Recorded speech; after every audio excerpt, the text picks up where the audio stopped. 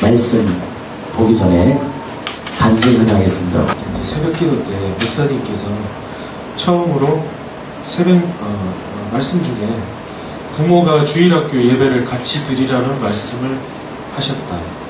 그때 처음 들었을 때는 약간 거부감이 들었다. 그 시간에 나는 차량 운행으로 교회에 있음에도 불구하고 성도들과 교제도 하고 커피도 마시고 교회도 이렇게 둘러보는 게 좋았는데 아이들 예배라니 별로 내키지가 않았다. 그러나 그날 새벽 예배 말씀 끝나고 기도하는 중에 주님께서 아이들 양육에 대한 낮은 마음을 주셨고 동시에 목사님 말씀에 순종했을 때 상급에 대한 믿음을 주셨다. 히브리서 11장 6절 믿음이 없이는 하나님을 기쁘시게 하지 못하나니 하나님께 나아가는 자는 반드시 그가 계신 것과 또한 그가 자기를 찾는 자들에게 상 주시는 이심을 믿어야 할지니라. 아내와 가끔 자녀 양육, 그 다음에 아이들 공부, 그 다음에 아이들 친구 관계 등등에 대해서 이야기를 나눌 때가 있다. 가끔 의견 대립으로 감정이 조금씩 상할 때가 종종 있다. 나는 이렇게, 아내는 저렇게 생각하는 것 같다. 사실 나도 아내에게 주장을 하면서도 정확한 확신이나 어떤 보장은 없다. 사실 이렇게 생각해보면 내 몸 하나 건사하는 것도 세상 사는 거 쉽지 않은데 이 아이의 인생까지 고민을 해야 된다. 참 장난이 아니더라고요. 생각해보니까. 자, 이거 자녀 양육이 진짜 장난이 아니네. 이런 생각이 기도 중에 들었다. 그러나 기도 중에 제게 주님께서는 믿음을 주셨다. 내가 영아와 용건이의 주인이야. 내게 맡겨라. 작은 믿음의 한 걸음부터 떼야겠다는 그런 믿음의 마음이 들었다. 아, 주님께서 우리 가정에 복 주시려고 이 복의 자리 주일학교 예배를 손잡고 같이 드리는 이 영광의 기회를 베푸셨다는 믿음이 들었다. 믿음의 논리학으로 완전 빼도 박도 못하는 복받는 일이었다. 이게 성경에 이제 지식들이 다 있으시잖아요. 이게 저는 이게 가끔 이렇게 수학 공식처럼 대입해 보는 게 있거든요. 하나님은 계시고 예수님은 부활하셨고 그래서 그분의 말씀은 다 사실이고 그 다음에 그분이 좋아하시는 것들이 성경에 이렇게 쭉 나열이 되어 있잖아요.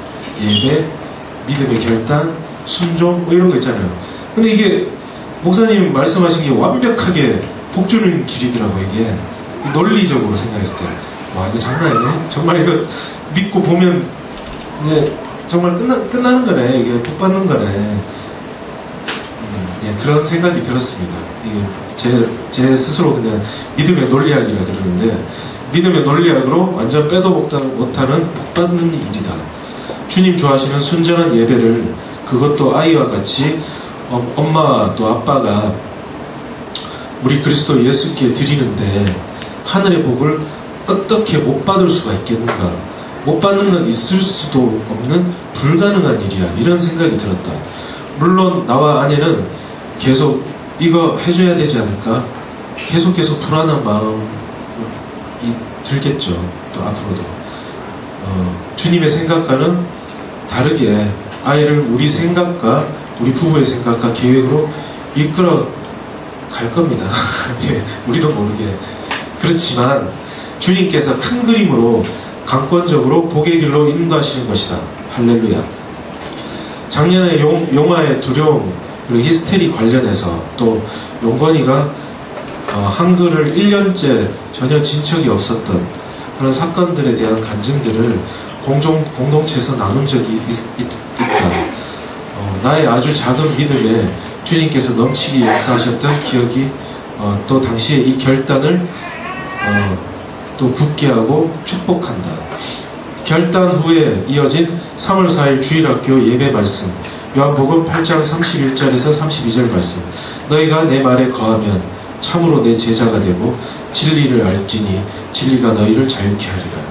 주제 말씀으로 아이들이 아니라 이 사모님 이 설교 말씀으로 내가 참 은혜를 받고 결단 후에 주시는 주님의 은혜를 맛보았다. 사모님의 단순하고 명쾌한 복음의 말씀, 혼미가 거치고 정갈해지는 은혜가 있다.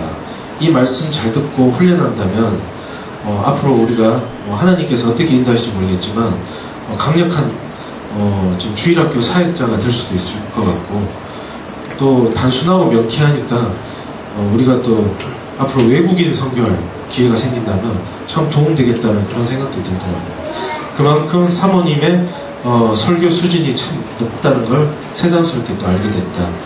우리 교회 목사님의 입술을 통해서 주신 주님의 명백한 복주님 기림을 나는 확신한다. 나뿐 아니라 아내까지도, 그리고 다른 가정들까지도 빠짐없이 이 복된 길에 같이 걸어가길 기도한다. 주일학교 광고를 현수 입사님 대신해서 했습니다. 하나 더 광고, 우리 영은자님이 나오셔서 한 번 더 광고하겠습니다.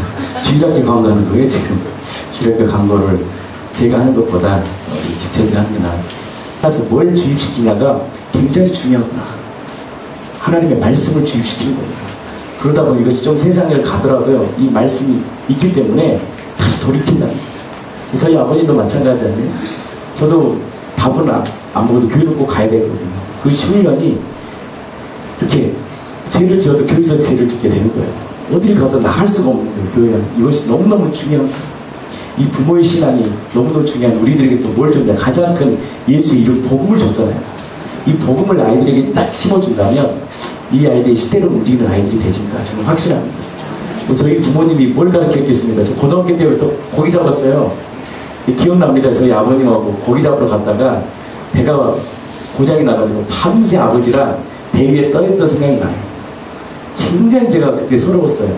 배가 떨어져서 하루 밤새, 그날이 고등학교 3학년 마지막 방학, 여름방학을 멋있게 보내고 싶었는데 아버지 따라갔다가 고기를 만선을 잡았는데 그걸 팔려고 이제 갔는데 가다가 중간에 배가 고장난 거예요. 밤새 아버지랑 밤에 배에 있었던 기억이 나요. 제가 고3 때. 그래서 저희 아버지가 고기 잡은 거하고 고기 치는 거밖에 안 기억했단 말이에요. 거기에 뭘 주었느냐? 예수님을 심어준 거예요. 아멘? 이게 중요한 거더라고요. 그러니까 세상을 좀 어려워도 다시 일으키는 거예요. 이 복음이 나를 일으킨 거예요. 아멘? 내가 세상 가운데 가고 좀 무너짐이 있어도 이 예수의 생명이 있으니까 다시 일으키는 거예요. 자녀들에게요, 돈을 주는 게 아니에요. 세상을 살 수 있는 믿음을 줘야 돼요. 그 믿음의 근본이 누구냐? 예수예요, 예수. 예수의 생명이 들어오면 아무것도 없어도 다시 일으킬 수 있어요. 아멘? 여러분들, 저는 자녀들에게 그 생명 주기 원합니다. 그 생명을 가진 자는요, 어떻게처럼 다시 일어나요. 아멘? 저도 이 교회 하면서 뭐 돈이 있었습니까? 없었으니까 산에서부터 시작한 거 아니에요? 아무것도 없었잖아요. 돈이 있었으니까 학교를 뭐 넉넉하게 다녔겠습니까? 책을 한 권 사본 적 없어요, 제가. 근데도요, 하나님이 일하시는 거예요. 그것을 인정하는 거예요. 하나님이 나에게 있는 시간표라는 것을 인정하는 거예요. 가난함도 주님의 시간표라는 걸 인정하니까 감사함이 있는 거예요. 아멘? 나는 이 복음을 예수의 생명이거든요. 이 생명 붙잡으면 세상을 이겨요. 어떻게 이긴다? 넉넉히 이긴다는 거예요. 아멘. 그 생명 줍시다. 아멘. 생명, 예수의 생명. 이거 주면 세상을 이겨요. 예수의 생명 안에 뭐가 있어요? 지혜도 있고, 지식도 있고, 부하도 있고, 세상을 사는 힘도 어디 있냐? 예수님 안에 있는 거예요. 그 생명줄을 딱 붙잡으면 이길 수 있는 거예요. 그분을 붙잡으면 만들어져요. 어떤 사람으로? 예수님의 사람으로 만들어요, 하나님. 그 사람을 통해서 요셉을 훈련시켜서 어떻게 합니까? 그 시대로 움직이는 사람이 되잖아요. 그 기근 땅에 이 흉년이 7년이 와버리면 사람이 살 수 있겠습니까? 근데 그 흉년의 7년을 흉년 때 잘 준비해서 흉년 때 뭘 줘요? 복간을 열어 많은 영혼들을 먹이고 입혀버리잖아요. 우리가 그런 사람 아닙니까? 아멘. 사람들을 먹이고 입히는 사람들 아니에요. 아멘. 그리고 가장 중요한 뭘 줘야 돼? 그들에게 영원한 생명을 줄 수 있는 자가 존귀한 자예요. 요즘 목사님께서는 자녀 양육에 대해서 말씀하신다. 부모가 복음 앞에 똑바로 서야 자녀 또한 잘 양육할 수 있다. 이 세상은 재밌는 게 너무 많아 중독에 빠지기 쉬워 아이들에게 이 세상의 즐거움보다 주님 안에서 거하는 즐거움을 알게 해줘야 한다. 아이들에게 어떤 걸 넣어주냐가 정말 중요하다. 아이들에게 장난감보다는 말씀을 듣게 하고 예수님의 생명을 넣어주어야 된다. 공부 좀 못해도 이 세상에서 성공하지 못해도 된다. 하나님의 자녀로 사는 게 더 중요하고 이보다 더한 축복은 없다. 그것이 아이들을 살리는 길이다. 아이들에게 내가 복음 앞에 서는 게 가장 좋은 교육이다. 지금 이 복음을 들을 수 있는 게 얼마나 감사한지 모른다. 모든 사람에게 믿을 만한 증거로 사람으로 오셔서 십자가에서 죽으시고 부활하셨는데 믿지 못하고 순종하지 않은 내가 부끄럽고 회개할 수밖에 없다. 하나님의 자녀라 당당히 말할 수 있는 믿음이 생기길 바란다. 악하고 음란한 이 시대에 하루하루 믿음으로 정신 똑바로 차려야 살아갈 수 있다. 우리가 줄 수 있는 거 다 딱 한 가지잖아요. 그분의 생명한테 예수의 이름. 그 우리의 마음에 이들의 마음을 심겨줄 때, 우리의 마음에 심어질 때 그 생명이 자랐어. 그 믿음이 세상을 움직이잖아요. 아멘. 그 믿음이 움직이는 거예요. 그 생명의 주님이 내 인생의 주인이 되면 그 생명의 주가 우리 인생을 붙잡는. 제가 우리 아버님한테 전화하면 가끔 그럽니다. 아버님, 아버지 참 좋으시겠습니까? 아들 둘 알아서 공부했지 않습니까? 한 1억은 벌었잖아. 그러니까 그러게 말이다 그러는 거예요. 공부를 하나님이 다 시켜주시는 거예요. 때가 되면. 아멘. 예수님이 누구니까? 우리의 주가 되시잖아요. 아멘. 아멘. 걱정하지 말라는 거예요. 그분이 내 인생의 주가 되면 자녀도 걱정할 필요 없어요. 아멘. 진짜 하나님이 그 생명이 내 안에 있으면 강하고 담대하게 해요. 제가 초등학교 때 사실 글씨를 못 썼어요. 2학년 때 제가 글을 배웠어요. 그리고 제가 키가 엄청 작았어요. 지금 키가 한 2m 80 정도 되지만 그리고 제가 공부를 그렇게 잘한 편이 아니었단 말이에요. 이해력이 없었단 말이에요. 이해력. 이걸 보면 이해를 못하는 거예요. 그러니까 뭐냐, 수학, 영어 우리 딸이 더 잘하더라고요. 저보다는. 근데 진짜 이해력이 없는데요. 희한합니다. 그분의 생명이 나를 움직이니까 뭘 주냐, 이해력을 줘요. 분별력을 줘요. 명철을 줘요. 세상을 살 수 있는 힘을 줘요. 담대함을 줘요. 여호수아에게 보시면 강하고 담대한 믿음을 줘요. 여러분들 어릴 때 아이들 좀 말이 좀 어느라고 좀 늦다고 걱정하지 마세요. 그분이 생명 안에만 강하면, 똑바로만 있으면 하나님이 금그릇든 은그릇든 질그릇이든 그 하나님이 원하는 뜻대로 사는 게 중요한 거 아니겠습니까? 이 땅은 잠시잖아요. 100년도 못 사는 이 시대에 영원한 그 나라에서 우리가 영원한 삶으로 부활체로 살아가는데, 이 시대에 우리가 가장 귀한 그 예수의 이름을 줄 수 있는 이 공동체가 되기를 예수님 이름으로 진심으로 축복합니다. 저 원래 찬양 사역을 했잖아요. 그래서 다니다가 제가 목회를 하려고 하는 건 아닌데 감권적으로 이렇게 목회를 하게 됐는데, 해보니까 목회가 쉽지는 않습니다. 쉬운 게 아니더라고요. 왜냐하면 이들의 심령 안에, 완악한 우리의 심령 안에 보이지도 않고 들리지도 않는 예수의 이름을 심겨줘야 되는 것이, 그게 쉬운 게 아닌 거예요. 그냥 마귀가 어둠이기 때문에 이 어둠 가운데 이 예수라는 이름을 딱 가려버리고, 부활이라는 이름을 딱 가려버려가지고 진짜 우리의 주인을 내 마음에 심기지 못하게 하는 거예요.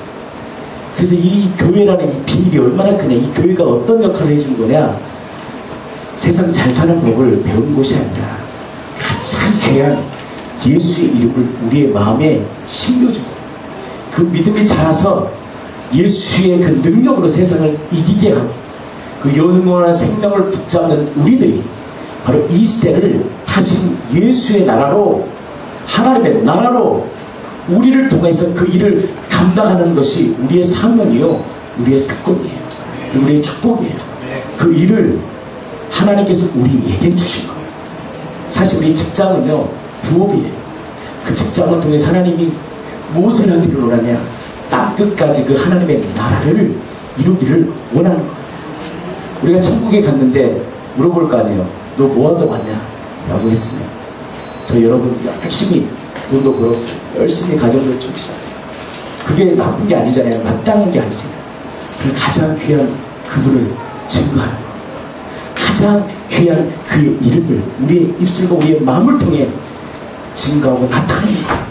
이것이 바로 우리의 사명이 아닐까 저는 확신합니다. 그래서 이 베드로가 저번 주에 말씀 계속 이어갑니다. 같이 보겠습니다. 사도행전 말씀이에요. 3장 6절입니다. 누구를 거칩니까?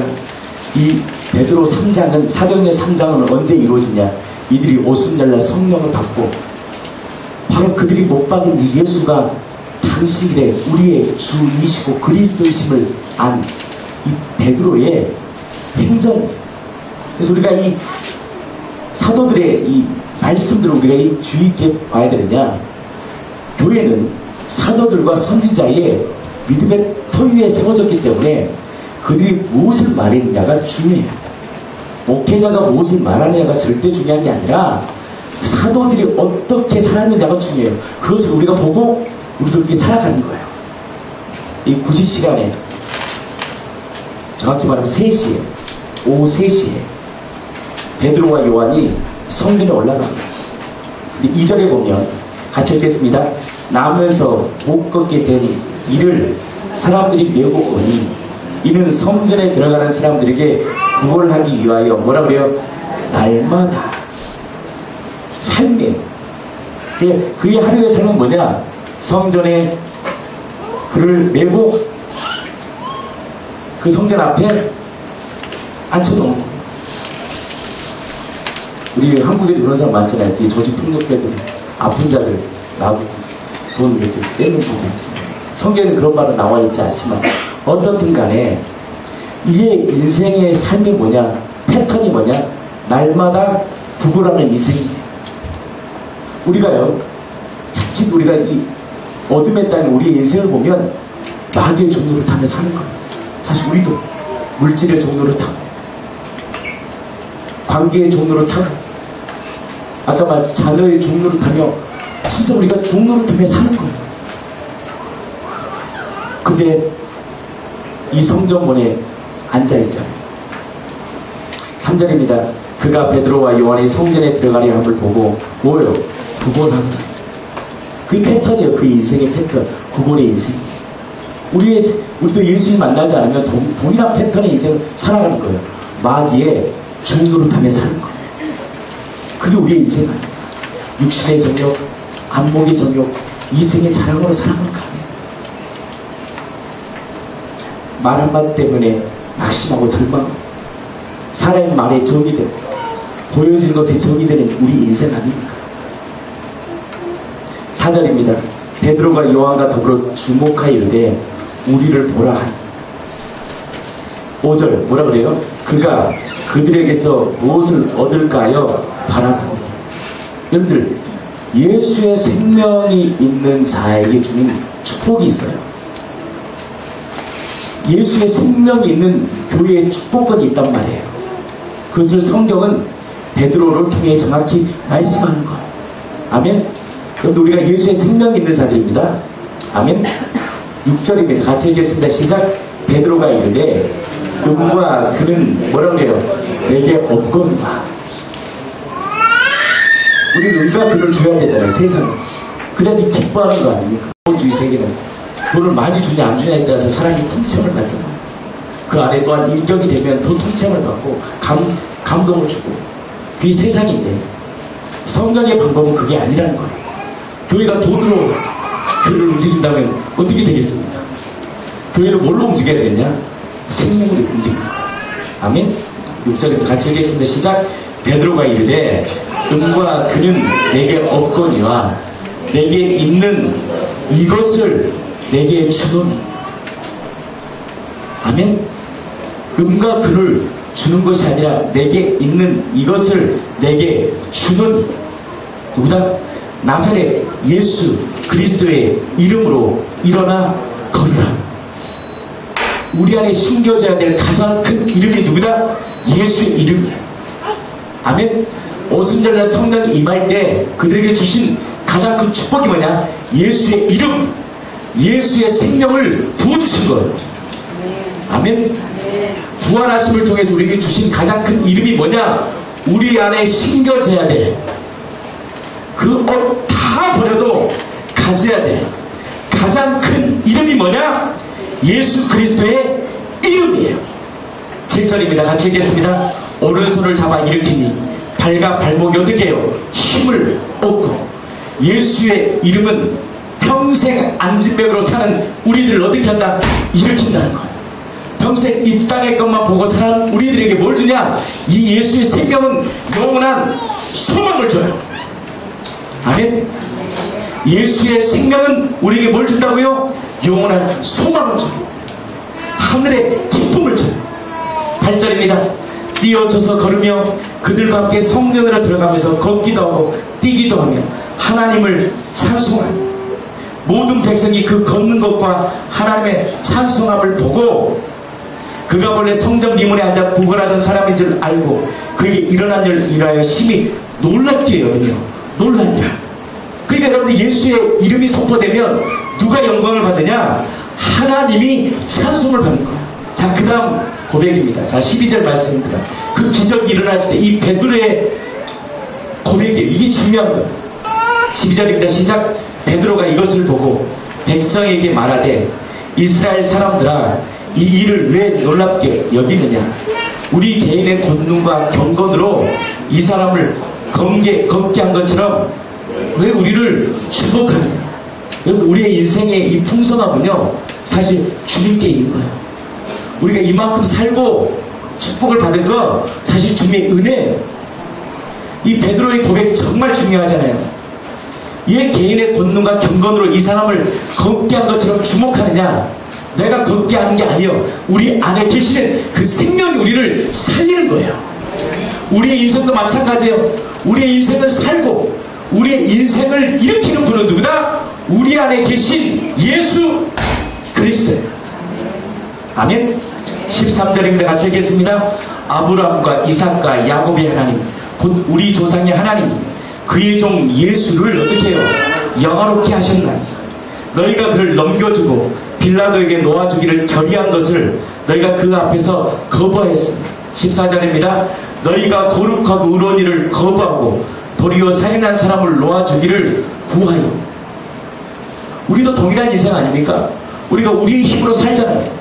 세상 사는 것 우리가 우리의 힘과 능력으로 살아가잖아요. 안 그렇습니까? 그것도 예수님을 거부하는 거죠. 15절에 말씀합니다. 같이 고백하겠습니다. 뭐라고 고백하느냐? 이 베드로가 바로 자기 안에 계신 그리스도 예수를 무엇으로 고백하느냐? 자기 안에 있는 그 안에 있는 능력을 행하시는 그분을 무엇으로 고백하느냐? 15절 시작. 생명의 주를 주셨도다. 우리 안에 계시는 그분이 누구냐? 생명의 주님이에요. 다른 성경책을 보니까 뭐라냐? 생명의 왕이라고 합니다. 생명의 왕을 죽였도다. 그러나 하나님이 죽은 자 가운데서 그를 살리셨으니 우리가 이 일의 증인이다. 자, 16절 말씀입니다. 같이 읽겠습니다. 그 이름을 뭐라 그래요? 믿음으로. 그 이름이 너희가 보고하는 사람을 선하게 하였나니 어떻게 해서 그가 일으켰느냐? 그 이름을 믿음으로. 그래서 구원의 조건이 뭡니까? 예수를 뭘로 고백해야 돼요? 생명의 주로 고백하는. 어디에? 내 마음에. 그게 로마서 10장 9절 아닙니까? 우리가 이 구원을 받은 것, 생명이 내 안에 역사하는 것이 무엇이냐? 내 마음 안에 예수를 뭘로 고백해야 되느냐? 당신은 우리의 생명의 주님이에요. 생명줄이에요. 이거예요. 여러분, 생명줄이 누구냐? 예수예요. 우리가 예수를 떠나버리면요, 살아있는 것 같으나 죽어있어요. 예수님이 뭐다? 우리의 생명의 끈이라는 거예요. 생명의 줄이라는 거예요. 저도 마찬가지예요. 제가 예수를 떠나버리면 다 끝나는 거예요. 우리에게 가장 귀한 분이 뭐냐? 예수인데 그분은 누구다? 우리의 생명의 끈이라는 거예요. 생명의 동아줄이에요. 생명의 줄이에요. 세상을 살 수 있는 생명의 원천이요 능력이에요. 아멘. 그 이름을 믿음으로, 그 이름을 너희가 보고 아는 이 사람을 선하게 하였나니. 뭐라 그래요? 예수로 말미암아 난 믿음. 예수님 우리의 생명의 주라는 이 믿음의 근거가 뭐냐? 뭐예요? 그분이 사망 권세를 깨뜨리시고 어떻게 해요? 부활하신 거예요. 아멘. 이 믿음이 너희 모든 사람 앞에서 이같이 완전히 낫게 하였느니라. 우리 4장 8절 보겠습니다. 7절 읽겠습니다. 사도들을 가운데 세우고 묻되 너희가 무슨 권세와 누구의 이름으로 이 일을 행하느냐, 어떻게 안진뱅이를 일으키느냐, 어떻게 권세가 나가느냐. 근데 8절입니다. 여러분들, 우리의 권세가 어디서 나오느냐? 예수께 있어요. 여러분들이 사업을 일으키는 권세도 어디에 있느냐? 예수께 있고요. 가정을 일으키는 권세도 어디에 있느냐? 예수께 있어요. 자녀를 양육하는 능력도 어디에 있느냐? 예수님께 있어요. 이거예요. 도대체 너희들이 사는 이 능력이 어디에 있느냐 물어보는 거예요. 세상 사람들은 우리를 보고 이렇게 물어보는 거예요. 어떻게 너는 그렇게 살아가는 거야? 그 권세 이름이 무엇이냐? 우리 경관천가에 이번에 거기 나왔잖아요. 어디요? 아침마당인가? 나왔잖아요. 그러니까 그들이 물어본 게 뭐냐? 당신이 이렇게 성공할 수 있었던 이유가 무엇이냐? 이거 물어본 거 아니에요. 근데 그들이 결국 뭘 얘기해요? 거기 방송에 나오지 않지만 예수님을 얘기하는 거예요. 아멘. 우리를 세상을 이기게 하는 사람들의 관심은 그거. 왜? 세상의 방법은 엄청나게 많거든. 이렇게 해라 저렇게 해라, 자녀를 양육해 이렇게 해라, 이렇게 하면 성공하는 여러 가지 방법들을 주는 거예요. 그건 세상의 방법이에요. 근데 우리의 방법이 있어요. 세상은 이건 영원한 생명의 영원한 방법이잖아요. 영원히 썩지 않는 거거든요. 세상의 것은 영원하지 않아요. 이병철회장의 것 삶도 영원하지 않잖아요. 죽잖아요. 그러나 여러분 그들이 원하는 게 왜 영원한 거를 얘기하거든요. 너희들이 문제 무슨 것으로 누구의 이름으로 일을 행하느냐? 우리에게 물어봅니다. 당신들은 누구의 힘으로 가정을 이끌고 사업을 이끌고 나의 삶을 인도하는 그 권세가 어디에 있느냐 물어보는 거예요. 하나님 오늘도 물어봅니다. 저와 여러분들에게 너는 누구의 권세로 살아가느냐? 하나님은 오늘도 물어봅니다. 너는 누구의 힘으로 살아가느냐? 오늘 물어보는 거예요. 주님은 너는 어떤 권세의 힘으로 살아가느냐? 너는 무슨 힘으로 사업하느냐? 너는 무엇으로 자녀들을 양육하느냐? 너는 무엇으로 이 땅을 살아가느냐? 똑같은 고백이에요. 권세와 누구의 이름으로 이 일을 행하였느냐? 그때 8절의 고백입니다. 이에 베드로가 성령의 충만하여 이르되 백성들의 관리들과 장로들아, 9절입니다. 만일 병제에게 행한 착한 일에 대하여 이 사람이 어떻게 구원을 받았느냐고 오늘 우리에게 질문한다면, 어떻게 우리가 살아가냐고 질문한다면, 어떻게 우리가 인생을 넉넉히 이길 수 있냐고 질문한다면, 때로는 자녀가 죽고 그 아픔 가운데 어떻게 살아갔냐고 질문한다면, 때로는 자녀가 장애를 통하여 이 세상에 어떻게 살아갔냐고 질문한다면, 때로는 부도가 다 나서 아무것도 가지지 않는 우리들에게, 소망이 없는 우리들에게 네가 어떻게 살아갔냐고 질문한다. 주님은 오늘 우리에게 물어보실 거예요. 사도 바울은 정확히, 베드로는 정확히 얘기합니다. 10절, 너희와 모든 이스라엘 백성들은 알라. 너희가 십자가에 못 박고 하나님의 죽은 자 가운데 살리신 나사렛 예수 그리스도의 이름으로 이 사람이 강건하게 되어 너희 앞에 섰느니라. 누구 힘으로 사느냐? 바로 나사렛 예수 그리스도의 그 이름, 그 이름이 우리를 다시금 일으키게 한다는 거예요. 아멘. 11절, 이 예수는 뭐라 그래요? 너희의 건축자들의 버린 돌로서 집 모퉁이의 머릿돌이 되었느니라. 아멘. 제가 오늘 이 말씀은요 2000년에 돌아가서 베드로가 그 현장에서 말했던 것처럼 저도 동일하게 얘기하고 있는 거예요. 아멘. 이건 사실이잖아요. 소설을 써놓은 게 아니라 실제를 적어놓고 그 관리와 장로들 앞에서 베드로가 성령에 충만해서 자신의 정체를 들어가는 거예요. 드러내는 거예요. 자신 안에 있는 정체를 다 드러내는 거예요. 동일합니다. 우리 인생도. 우리의 인생 어떻게 너는 살아? 너는 어떻게 이 험한 인생을 살고 있어? 라고 했을 때 정확히 우리는 고백해야 됩니다. 나사렛 예수의 이름, 그 이름이 우리를 일으킨다는 거예요. 이 예수는 너의 건축자의 버린 돌로서 집 모퉁이의 머릿돌이 되었다. 건축자의 버린 돌이잖아요. 쓸데없는 버린, 쓸모없는 돌. 예수의 이름이 사람들에게 밥이 나오냐 돈이 나오냐, 안 그래요. 예수의 이름이요 모든 걸 살 수 있는 능력이에요. 아멘. 저는 확신해. 아멘. 예수의 이름이 지혜와 계시와 모든 지식이 어디에서 나오냐? 예수의 이름입니다. 아멘. 아멘. 건축자들의 버린 돌로서 집 모퉁이의 머릿돌이 됐다는 거예요. 머릿돌. 중축이 되는 거예요. 중심이 된 거예요.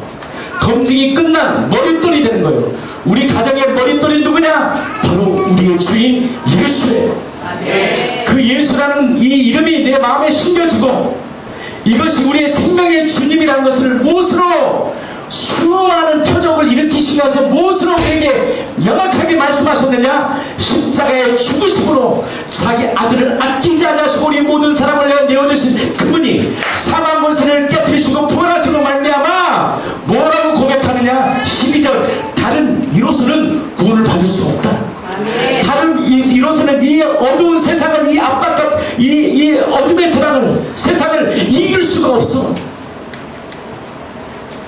천하 사람 중에 구원을 받을 만한 다른 이름을 우리에게 주신 일이 없다라고 고백하는 거예요. 세상을 이기는 힘은 누구냐? 베드로가 성령에 충만하여 명확히 자기 안에 계신 그분이 누구인지를 정확히 한 거예요. 우리 안에 계신 그분이 정확히 누구인지를 알 때 우리는 세상을요 이겨요. 13절입니다. 그들이 베드로와 요한이 담대하게 말함을 보고 그들이 본래 학문 없는 범인임을 알았다가 내가 베드로를 잘 아는데 이 사람 고기 잡는 어부 아니에요. 저도 고기 잡는 어부입니다. 어부들이 뭐 특별히 배운 게 없어요. 고기만 잘 잡으면 되는 거예요. 그게 때로는 고기 잡는 게 편하긴 편해요. 머리를 쓸 일이 별로 없어요. 고기만 잘 잡으면 돼요. 그분만 잘 던지면 돼요. 베드로와 야이 담대하게 말함을 보고 놀란 거예요. 아니 저 사람들은 학문도 없는 범인으로 알았는데 무섭쟁이들인데 어떻게 저들이 입에서 저런 말이 나와? 여러분들 이게 우리의 생명을 가진 자들이에요. 아멘? 20절 뭐라 그래요? 우리는 왜 말할 수 있었느냐? 왜 담대히 베드로가 말할 수 있었느냐? 이유가 있어요. 같이 읽겠습니다. 보고 들은 것을 말하지 아니할 수 없다 하니 어떤 자가 담대한 인생을 살았느냐? 예수의 부활을 성령님을 통하여 진짜 본 자들은 담대히 예수의 생명을 준 거예요. 4장 1절 보시겠습니다. 시작. 사도들이 백성이 말할 때 제사장들과 성장 맡은 자의 사두개인들이 이르러 예수 안에 죽은 자의 부활이 있다고 백성을 가르침을 신원. 왜? 기독교의 태생이 어디서 나온 거예요? 부활에서 나온 거예요. 아멘. 33절입니다. 같이 읽겠습니다. 사도들이 큰 권능으로 주 예수의 부활을 증언하니 우리가 큰 은혜를 받아. 그러니까 우리 안에 계신 예수의 이름이 권세가 얼마나 큰지를 무엇으로 증거해 주셨냐? 이 부활이라는 확실한 정확한 명확한 표적을 통해서 우리에게 말씀하신 우리 사도행전 2장 31절 보겠습니다. 같이 읽겠습니다. 시작. 미리 본 거로 그리스도의 부활을 말하되 그가 음부에 버림이 되지 않고 그의 육신에 썩음을 당하지 아니하시리라 하더니 자 32절입니다. 이 예수를 하나님이 살리신지라 우리가 이 사실의 증인이에요. 아멘. 그래서 이것이 내 마음에 믿어지면 베드로 고백처럼 우리는 보고 들은 것을 말했기 때문에 그 말에 능력이 있는 거예요. 아멘. 예수의 이름. 그 예수 이름은 뭐다? 생명의 주라는 거예요.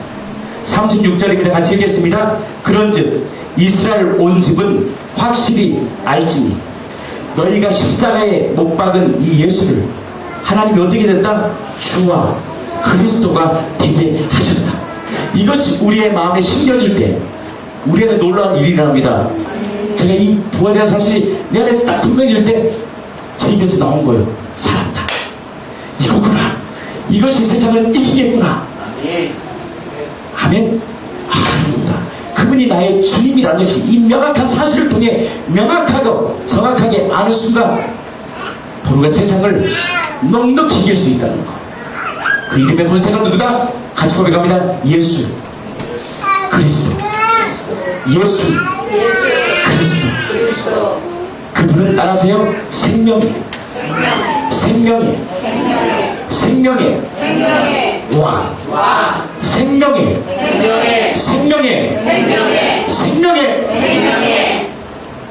주. 그분이 우리의 가정의 삶의 주인이라는 것이 머리로 아니라 내 마음에 진짜 믿어진다면 세상이 이겨요. 그걸 못 믿는 거예요. 못 믿어. 그걸 못 믿으니까 여전히 내 생각을 내 뜻대로 살아가는 거예요. 고린도 우선 볼게요. 고린도서 보겠습니다. 한번 볼게요.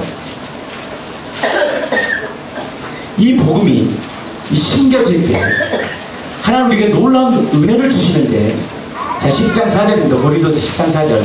이 복음이 딱 심겨지면 우리 안에 끼어지는 것이 있습니다. 자 10장 4절 시작. 우리의 싸우는 무기는 육신에 속한 것이 아니오 오직 어떠한 견고한 진도 무너뜨리는 하나님의 능력이라. 모든 위로를 무너뜨려. 그러니까 예수님이 내 마음에 딱 주가 되고, 그분이 나의 인생에 진짜 생명이 딱 주가 될 때 뭐냐? 5절입니다.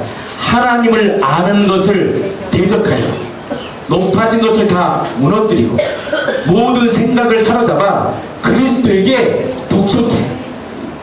언어로 다른 성경을 보면 이렇게 나옵니다.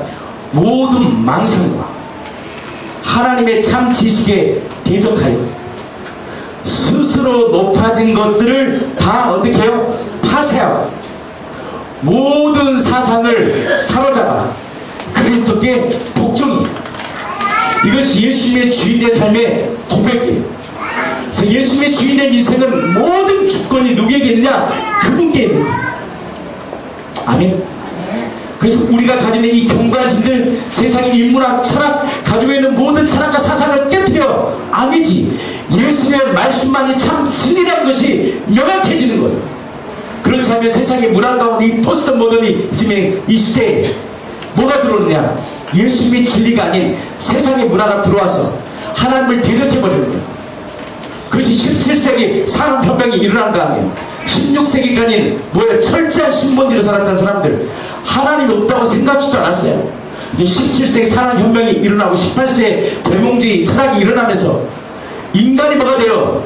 세상을 잡는 뭐가 돼요? 중심이 되어버린 거예요. 계몽주의가 뭐예요? 모든 중심은 누구에게 있어요? 인간에게 있다는 거.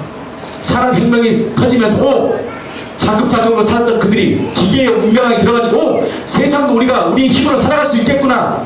그래서 계몽주의 철학이 18세기에 딱 들어오면서 사람들의 철학과 사상 가운데 하나님 없이는 살 수 없어. 그러면서 뭐가 들어오요? 진화론이 딱 들어오면서 세상 진화된 거야.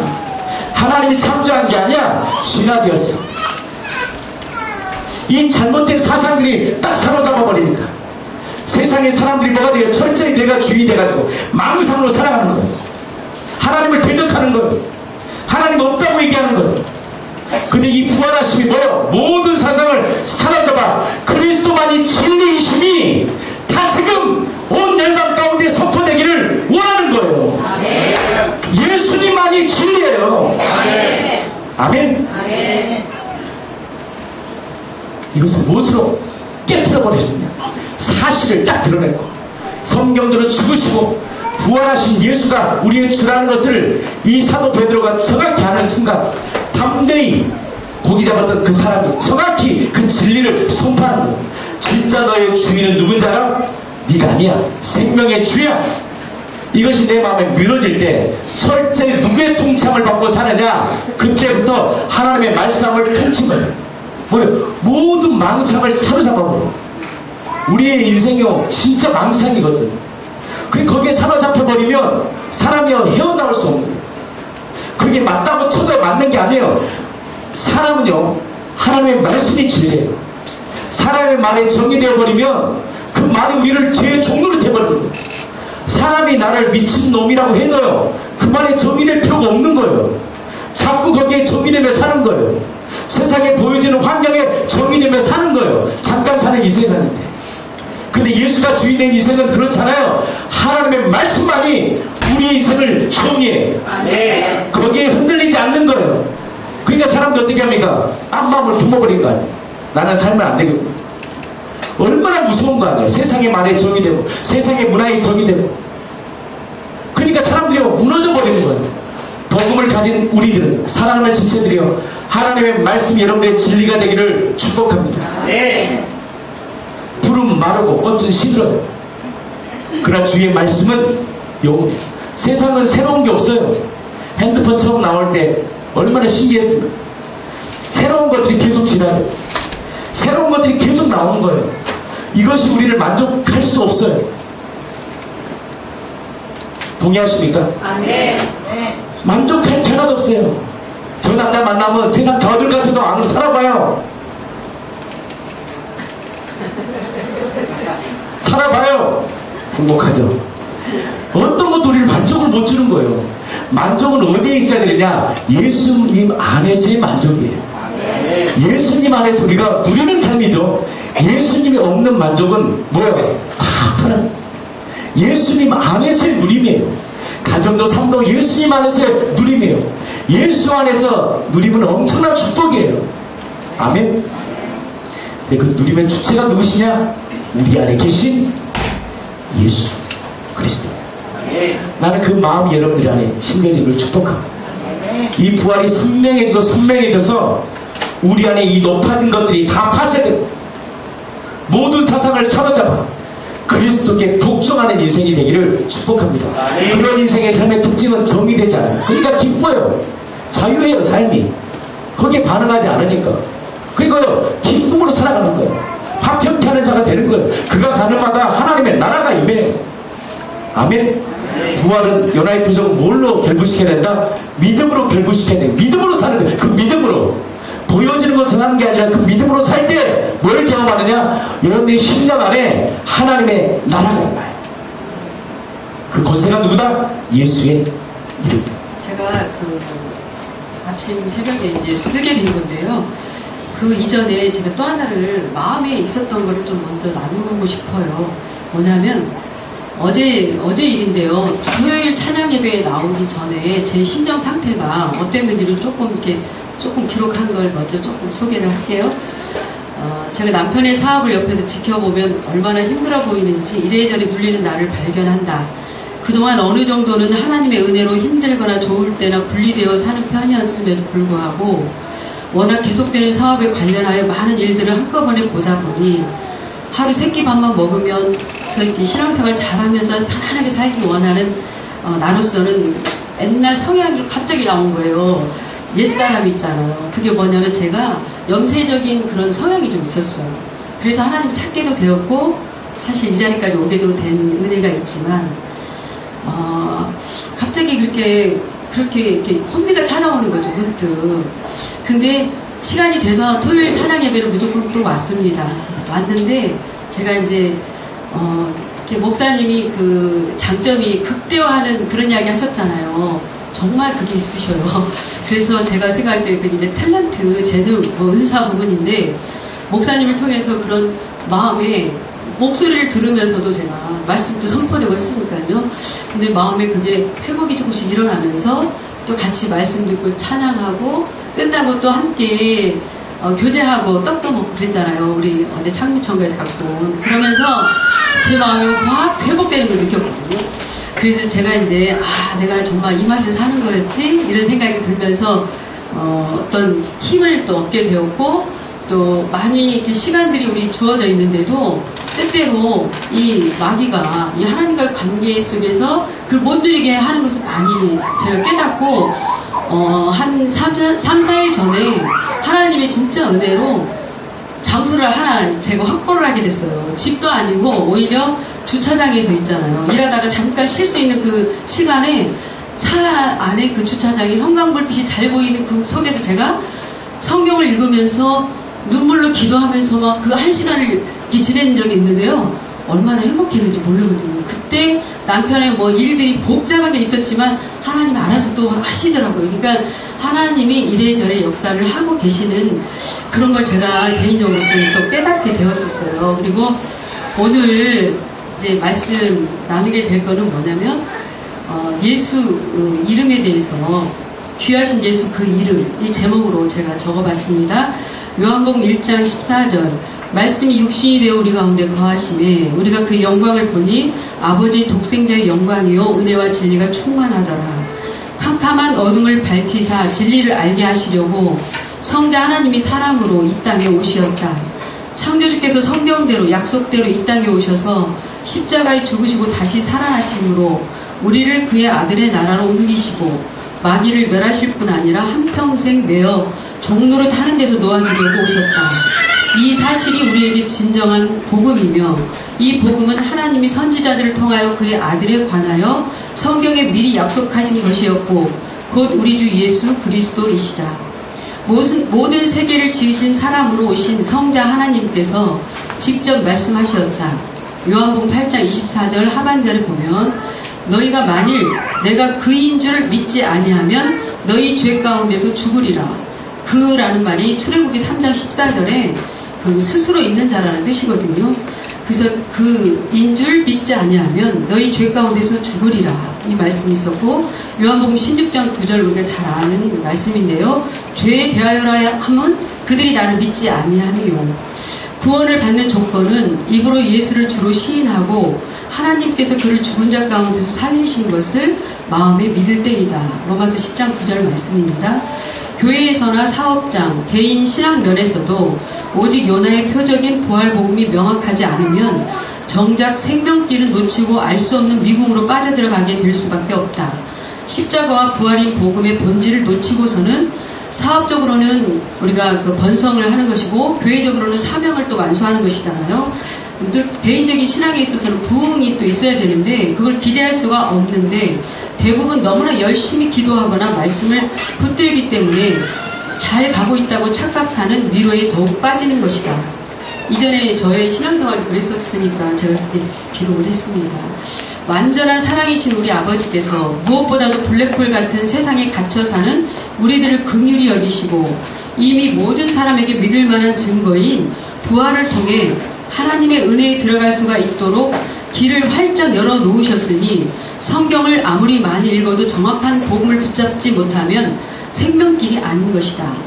요한복음 5장 25절 진실로 진실로 너희에게 이르노니 죽은 자들이 하나님의 아들의 음성을 들을 때가 오나니 곧 이때라. 듣는 자는 살아나리라. 아멘.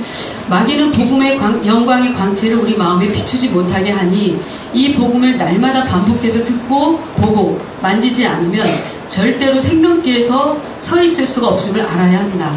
공동체가 함께 가기 때문에 이 길을 수월하게 갈 수 있는 것이니 우리 모두는 서로에게 사랑의 빚을 지고 산다. 제가 어제 있었던 일들을 말씀드렸잖아요. 그게 공동체의 사랑의 빚을 지고 있는 어떤 정말 실제인 것을 제가 깨닫게 되었습니다.